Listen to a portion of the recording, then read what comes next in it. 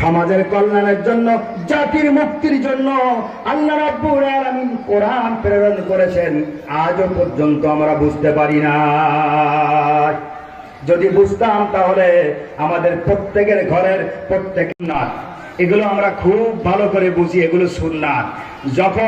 যখন রাষ্ট্রে কোরআন প্রতিষ্ঠা করার কথা বলা হয়, তখন আসে যে হুজুর কেন রাজনৈতিক কথা বলে। এই কথা কি আর বলা যাবে?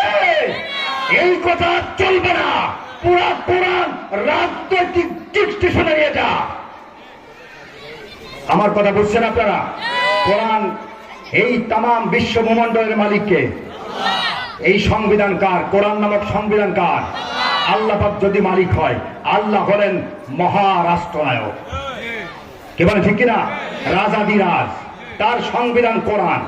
কাজে একজন রাজার তৈরি করা সংবিধান যদি এত সুন্দরভাবে মানতে পারি, না মানলে অ্যারেস্ট করবে, গ্রেফতার করবে। আল্লাহ পাক কি অ্যারেস্ট করবে না? অ্যারেস্ট করবে। ভাইরা আমার,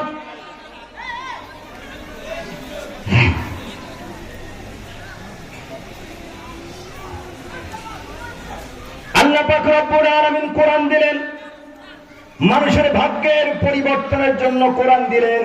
কিন্তু আমরা বুঝি নাই, এই কোরআন যে দিয়েছেন মানুষের কল্যাণের জন্য, সমাজের কল্যাণের জন্য, জাতির মুক্তির জন্য আল্লাহ রাব্বুল আলামিন কোরআন প্রেরণ করেছেন। আজও পর্যন্ত আমরা বুঝতে পারি না।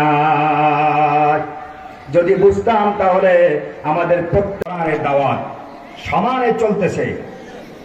ভাইরা আমার, এরপরে কোরআন বিদ্বেষী যারা, তারা মুহাম্মদ সাল্লাল্লাহু আলাইহি ওয়াসাল্লামের এই কোরআনের দাওয়াত, ইসলামের দাওয়াত, ধর্মের দাওয়াত, আল্লাহকে এক বলে বিশ্বাস করা, এটা বরদাস্ত করতে পারে না। দেখেন না, এখন একটা প্রস্তাব আসছে সংবিধানের মধ্যে বহুত্ববাদ আনতে হবে। জোরে বলুন নাউজুবিল্লাহ, জোরে বলুন নাউজুবিল্লাহ। বহুত্ববাদ আর একত্ববাদ, এর দুটো কি এক? দুটো কি এক হতে পারে?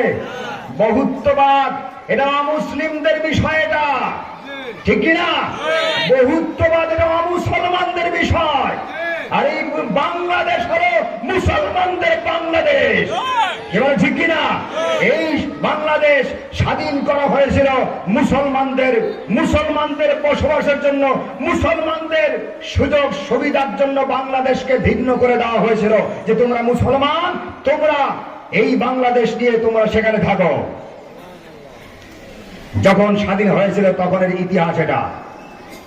কিন্তু শকুনের চোখ পড়েছে বাংলাদেশের দিকে, শকুনের চোখ পড়েছে।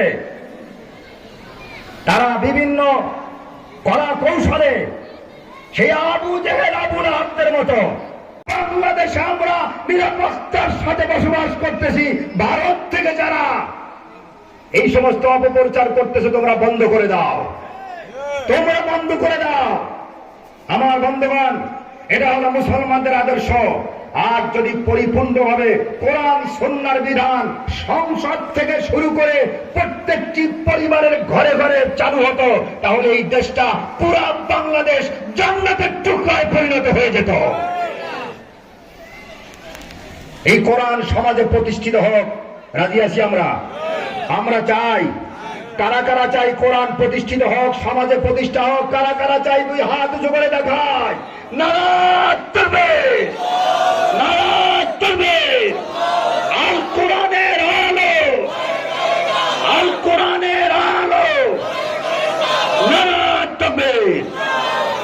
আলহামদুলিল্লাহ, আমরা সবাই এখন কোরআনের সদস্য।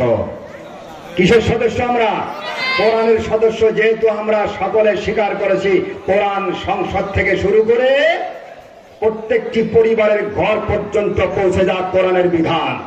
আমরা কোরআনের সদস্য। কোরআন প্রতিষ্ঠা করতে হলে বর্তমান যে চলমান যে বিধান রয়েছে, এই বিধান দিয়ে কোরআন প্রতিষ্ঠা হবে না। গণতন্ত্র